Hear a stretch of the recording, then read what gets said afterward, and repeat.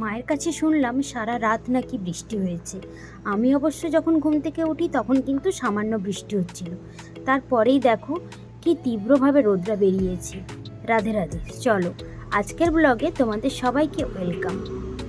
সকালটা তো আমার এইভাবে শুরু হয়, তোমরা জানোই। আজকে না প্রচণ্ড গরম রয়েছে, আর এখন এই ওয়েদারে সামান্য একটু বৃষ্টি হওয়ার পরে রোদের তাপমাত্রাটা কিন্তু ভীষণ পরিমাণে দেখা দেয়। আর তাই আজকে একটু গোপুসোনাকে স্নান করিয়ে দেব। তাই প্রথমে ওকে একটু আদর করে নিলাম। তারপরে দেখো আমি জায়গাটা ভালো করে পরিষ্কার করে নিয়েছি। এখন ও যে জামাটা পরে রয়েছে ওই জামাটা কিন্তু আমি খুলে সাইড করে রেখে দেব। আর ওই জামাটা আমি সময় করে ধুয়ে রোদে দিয়ে দেব, তাহলে পাল্টে পাল্টে জামাগুলো পরানো যায়। ওর কিন্তু বেশ অনেকগুলোই জামা রয়েছে। একদিন তোমাকে গোপুসোনার জামাগুলো শেয়ার করব। আর বৃন্দাবন থেকেও যে ওর জন্য জামাগুলো এনেছিলাম ওইগুলোও তোমাদেরকে দেখাবো। তো এখানে আমি গোপুসোনার জামাটা কিন্তু খুলে রেখে দিয়েছি।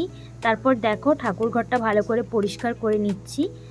ঠাকুরঘর পরিষ্কার হয়ে যাওয়ার পরেই কিন্তু আমি থালা বাসনগুলো ধুয়ে রেখেছিলাম। আর জানো তো, থালা বাসনগুলো যতই ধুই না কেন তবুও দাগ হয়ে যায়, কারণ আমি প্রত্যেক দিনের জিনিস প্রত্যেক দিন ধুই। আর এখন না নোনা জলের জন্য দাগটা ধরে যায়, চট করে উঠতে চায় না। এদিকে আমি থালা বাসনগুলো ধুয়ে কিন্তু পুজোর জোগাড়টা আমি করে নিয়েছি। এখন চলে এসেছি ফুল তুলতে। আচ্ছা, এই ফুলটার নাম কি বলো তো? জানো কি তোমরা?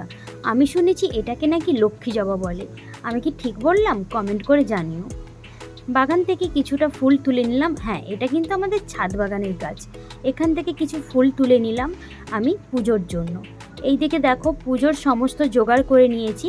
এখন গোপুসোনাকে একটা পাত্রে বসিয়ে দিয়েছি বেশ খানিকটা জল দিয়ে। আর এখন ওকে একটু স্নান করে দেব। এই গরমে স্নান করতে বেশ ভালোই লাগে। আর তাই দেখো আমার গোপুসোনাও কিন্তু খুবই আরাম পাচ্ছে স্নান করে।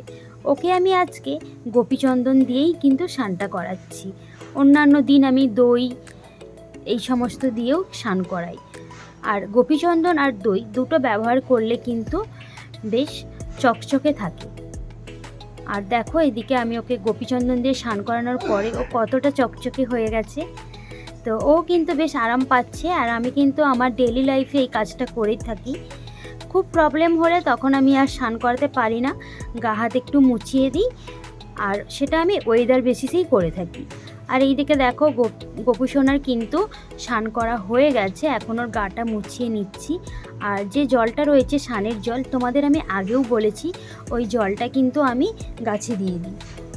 আর তোমাদেরকেও বলবো এই স্নান করানো জলটা কিন্তু তোমরা যেখানে সেখানে ফেলবে না, তোমরা যে কোনো গাছেই দিতে পারো। তারপরে দেখো আমি ওকে ঠিক করে রেখেছিলাম কোন জামাটা পরাবো, সেই জামাটা পরিয়ে ওর শৃঙ্গারটা আমি করে নিলাম। এইদিকে মা আমাকে ফলগুলো কেটে কিন্তু রেডি করে দিচ্ছে যাতে পুজোটা আমি তাড়াতাড়ি করতে পারি। আর এই যে আনারসটা দেখছো, জানো তো এই আনারসটা আমাদের বাগানের আনারস। আর নিজেদের বাগানের জিনিস দিয়ে পুজো দিতে কি ভালোই না লাগে। এইদিকে আমি পুজো সারছিলাম, হঠাৎই একটা কল এলো। তো এখানে আমার একটা পার্সেল রয়েছে, সেই পার্সেলটা আমি রিসিভ করতে এলাম। আর আমি না এলে হতোও না, তাই আমাকেই আসতে হলো পুজো ছেড়ে দিয়ে। তারপরে দেখো আমি পার্সেলটা রিসিভ করে কিন্তু পুজোয় বসে গেছি। আর জানো তো, যেই কাকুটা পার্সেল দিতে এসেছিল ওই কাকুটা কিন্তু সত্যিই খুবই ভালো মানুষ।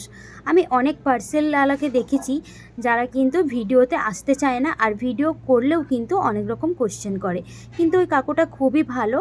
আর আমার সঙ্গে তো খুব ভালো করেই কথা বললো। আর আমাকে জিজ্ঞেসও করলো যে আমার চ্যানেলের নাম কি, আর বললো সেটা সাবস্ক্রাইবও করে দেবে। সত্যি খুব ভালো লাগে, তাই না বলো? আর পৃথিবীতে তো এরকম ভালো মানুষ আর পাওয়াই যায় না। এইরকম মিশুকে হলে সত্যিই খুব ভালো লাগে। এইদিকে দেখো আমি কিন্তু পুজোটা কমপ্লিট করে নিয়েছি। আর এদিকে পুজোর প্রসাদও রেডি। এখন আমি পুজোর প্রসাদটা নিয়ে নিচে চলে আসবো। তার আগে চলো প্রণামটা সেরে নিই। রোজ পুজো করার পর কিন্তু আমি পঞ্চতত্ত্ব প্রণাম করি। আর করার পর কিন্তু গোপুকে একটু আদর করে দিয়ে আমি প্রসাদটা নিয়ে নিচে চলে আসি। আর আমি ফল খুব একটা পছন্দ করি না, তবে প্রসাদ যেহেতু তাই আমি একটা হলেও ফল খাই। কারণ প্রসাদ খেতে কার না ভালো লাগে বলো? আর প্রসাদ খাওয়ার যে কী মূল্য রয়েছে সেটা সবাই জানে না হয়তো। তো যাই হোক, আমি এখানে প্রসাদটা এখানে খেয়ে নিলাম। তারপরে কিন্তু আমি বসে পড়লাম পার্সেলটা ওপেন করতে। হ্যাঁ, অবশ্য আমি জানি এটার মধ্যে কি রয়েছে, কিন্তু ওই একটা হয় আর কি, আমার যখনই যে পার্সেলটা আসে সেটা যতক্ষণ না খুলবো দেখবো, আমার যেন একেবারেই কোনো কাজ করতে ভালো লাগে না। তাই দেখো প্রসাদটা খেয়েই কিন্তু আমি বসে পড়েছি পার্সেলটা ওপেন করতে। এবার তোমাদের বলি এটার মধ্যে কি রয়েছে। দেখো, সত্যি বলতে এখন বর্ষাকাল তো পড়েই গেছে, আর গরমের জন্য কিন্তু আমাদের মাথার স্ক্যাল্পটা সারাক্ষণই ভিজে থাকে, আর তার জন্য কিন্তু চুলটা খুবই পরিমাণে ওঠে। আর আমার তো একটু সমস্যা রয়েইছে, চুল পড়ার সমস্যা। আর যেহেতু গরমে সারাক্ষণ ভিজে থাকে মাথাটা, তাই চুল পড়ার সমস্যাটা অনেকটাই বেড়ে গেছে। রিসেন্টলি আমি একটা ভিডিওতে দেখলাম এই শ্যাম্পুটার ব্যাপারে, তো সেই শ্যাম্পুটাই আজকে অর্ডার করে আমি সেটা পারচেস করলাম। তো এখনও পর্যন্ত আমি ইউজ করিনি, ইউজ করব, তারপরে তোমাদেরকে রিভিউ দেব। হ্যাঁ, এটা কোনো স্পন্সর ভিডিও নয়, এটা আমি নিজের টাকাতেই কিনেছি। তো যদি ভালো কাজ করে আমি অবশ্যই তোমাদের সঙ্গে ডিটেলসটা শেয়ার করব, আর তোমরা কোথা থেকে এটা পারচেস করতে পারবে সেটা লিঙ্কও দিয়ে দেবো। তারপরে দেখো আমি কিন্তু চলে গেলাম মামাদের বাড়িতে। আর আজকে জানো তো লাঞ্চে হয়েছিল কুলফা শাকের তরকারি, আর সঙ্গে হয়েছিল চিংড়ির বাটি চচ্চড়ি। আর এই চিংড়ির বাটি চচ্চড়ি খেতে কিন্তু আমি ভীষণ ভালোবাসি। আজকের ব্লগটা চলো এখানেই এন্ড করছি, দেখা হবে আরও একটি ভিডিওতে। ভালো থেকো, সুস্থ থেকো, বাই।